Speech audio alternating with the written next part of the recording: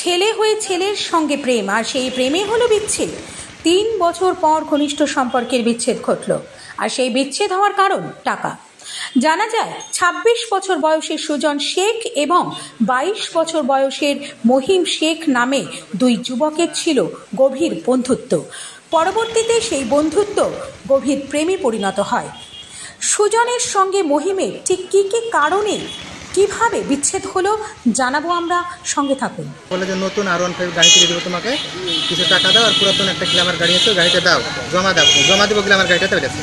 তুমি তাহলে লাও, তো তাহলে কিছু ক্যাশ দাও। আমি আবার ঘর থেকে বাইর করে এসে, আমার মা বাবা জানে না আমার কাছে টাকা থাকে, আমি মানে গোপনে রাখি, আমার টাকা আমার গোপনে রাখি।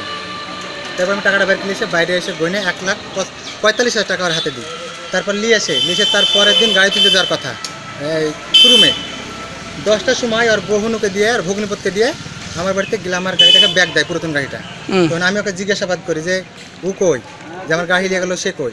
তো বলছে না, আমাকে গাড়ি তোমার বাড়িতে দিতে বললে কোথায় চলে গেছে আমি বলতে পারবো না। তারপর আমি ফোন লাগাই, ফোনে ওকে পাইনি, আমি সুইচ অফ।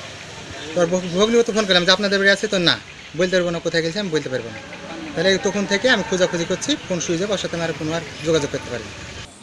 জানা যায় মহিম শেখের বাড়ি সাগরপাড়া থানার অন্তর্গত নরসিংহপুর 12 মাসিয়ায়।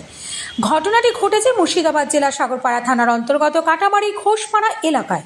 মঙ্গলবার সন্ধ্যা 8টা নাগাদ প্রেমিক মহিম শেখকে 1,45,000 টাকা দেয় সুজন শেখ স্বপ্নের বাইক R15 কেনার জন্য, কিন্তু টাকা পাওয়ার পরে মোবাইল অফ করে রেখে দেয় মহিম শেখ। সেই কারণে সাগরপাড়া থানাতে মহিম শেখের নামে ডায়েরি করে সুজন শেখ। এবং সুজন শেখ কি বলছে জানাবো বিস্তারিত তার মুখে।